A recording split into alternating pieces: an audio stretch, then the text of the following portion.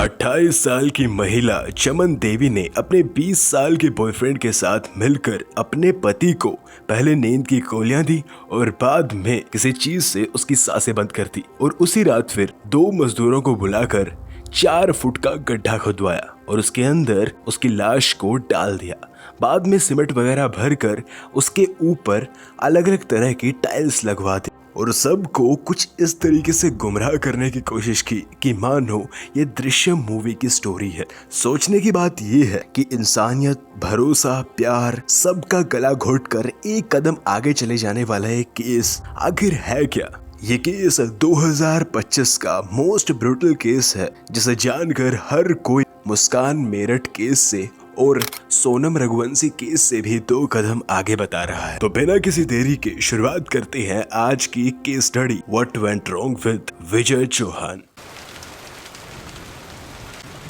इस कहानी की शुरुआत होती है यूपी के एक छोटे से गांव से। एक परिवार था, परिवार के अंदर 4 लड़के और उन्हीं में से एक विजय चौहान। चारों लड़के हाथ का काम करते थे, जैसे कि मिस्त्री या फिर टाइल्स लगाना, पत्थर लगाना। और ये चारों काफी टाइम पहले ही मुंबई आ गए थे अपनी जिंदगी बेहतर करने के लिए। वहाँ पर ये काम कर रहे थे, इन्होंने कुछ पैसे भी कमा लिए थे, इसलिए घर वालों ने विजय की शादी कर दी थी गाँव की ही एक लड़की चमन देवी से। कुछ टाइम बाद चमन देवी को भी पति के पास ही घर वालों ने भेज दिया था और सारे घर वालों ने मेहनत कर कर एक घर भी उन्हें दिला दिया था जो चमन देवी के नाम पर ही था। कुछ टाइम बाद उन्हें एक लड़का भी हो गया था। विजय पर जिम्मेदारी का प्रेशर था, इसलिए वो दिन रात मेहनत कर रहा था। विजय के पड़ोस में मोनू नाम का एक लड़का भी रहा करता था जो अक्सर उसे भाभी भाभी बुलाया करता था और हंसी मजाक करता था।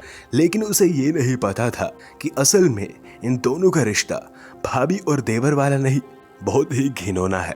मोनू और चमन धीरे धीरे एक दूसरे के काफी क्लोज आ जाते हैं। दोनों अब इतने ओपन हो जाते हैं कि कई बार इंटीमेट तक हो जाते हैं। मोनू BSc IT का स्टूडेंट, वैसे तो पढ़ा लिखा लेकिन हरकतें गवारों वाली। वो भूल चुका था शादीशुदा औरत के साथ घंटों घंटों तक बातें कर रहा है। अब इन लोगों का रोज का हो गया था, दिन में ही फिजिकल होते। लेकिन कहानी में मोड़ तब आता है जब एक दिन विजय चौहान घर जल्दी आ जाता है। वो घर में देखता है कि कमरे से अजीब सी आवाज आ रही है। कमरे में मोनू था और उसकी वाइफ थी जो कि फिजिकल हो रहे थे। उन्हें देखकर वो काफी चिल्लाता है, 1-2 उन्हें थप्पड़ भी मारता है और बाद में मोनू अपने घर चला जाता है।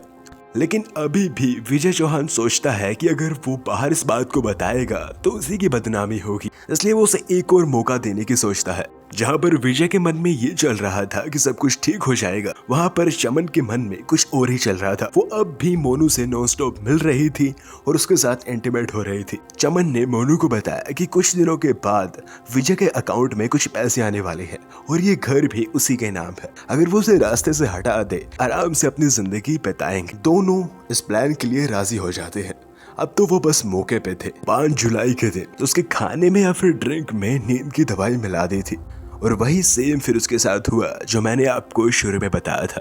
विजय चौहान के घर वाले, उसके भाई जब उसके पास फोन करते तो चमन देवी फोन उठाती और बोलती वो काम पर है। जब वो मिलने आए तो भी बोलती है वो काम पर है, वो बाहर है। इस दौरान उन्हें शक होने लग गया कि जो विजय एक दिन भी अगर बात नहीं करता तो बेचैन हो जाता, वो अब इतना क्या बिजी हो गया है। एक दिन तंग होकर 20 या 21 जुलाई को विजय के भाई ने पुलिस कंप्लेंट कर दी और ये बात शायद चमन देवी को भी पता चल गई। इसलिए पुलिस जब इन्वेस्टिगेशन के लिए विजय के घर पर आई तो उसके घर पर पहले से ही ताला था। पुलिस का अब शक यकीन में बदल चुका था। उन्होंने ताला तोड़ा। पूरे घर में उन्होंने नोटिस किया कि टाइल्स अलग रंग की है, लेकिन 4 टाइल्स नीली या फिर दूसरे रंग की है। जब इसके बारे में उसके भाई से पूछा तो उसके भाई ने कहा कि बाहर पाइपलाइन का काम चल रहा है और इसीलिए उन्होंने यहाँ पर अलग टाइल्स लगाई थी। उसे सब कुछ सीमेंट वगैरह भरा मिला था और उसने बस आकर टाइल लगाई थी। पुलिस ने जब बाहर पड़ोस में पूछा तो पड़ोसियों ने बताया कि ऐसा तो कुछ नहीं था, कोई पाइपलाइन का काम नहीं चल रहा था। अब घर वालों की बेचैनी बढ़ गई थी।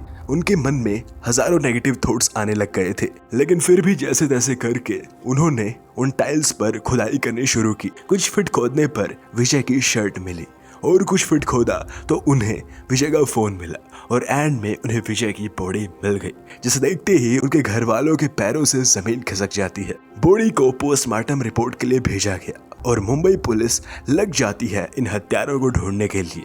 उसके बाद अगले दिन ही पुलिस इन दोनों को एक लॉज से पकड़ लेती है और एक दिन के रिमांड में ही ये सब कुछ कबूल कर लेते हैं। शुरुआत में तो ड्रामा कर रहे थे, मोनू बोल रहा था मैंने किया है, चमन बोल रही थी मैंने किया है, लेकिन फिर ये शुरुआत में बता देते हैं कि क्या क्या हुआ था, कैसे इन्होंने उन्हें मारा और कैसे फिर ये टाइल्स लगवा दी थी। जो बच्चा फर्श पर खेलता था उसे पता नहीं था कि उस फर्श के नीचे उसके पिता की बॉडी है। जिस भाई ने वहां पर टाइल्स लगाई थी उसे पता नहीं था कि उसके भाई की बॉडी वहां पर है। चमन को सजा मिलनी चाहिए, मिलेगी, लेकिन किस किस को? आप ये वीडियो देख रहे होगे तब तक हजारों केस आपके सामने आ चुके होंगे। मुझे समझ नहीं आता कि लोगों की मानसिकता इतनी क्या सड़ चुकी है। इंसान की जान की कुछ कीमत ही नहीं रह गई है। किसी को मारना, दफनाना बिल्कुल गेम बन चुका है। उम्मीद करते हैं कि ये सड़ी मानसिकता जल्द ही ठीक हो। तो ये था आज का विजय चौहान केस जो हर किसी को हिला देता है। आपका इसके बारे में क्या कहना है वो हमें कमेंट में जरूर से बताइएगा।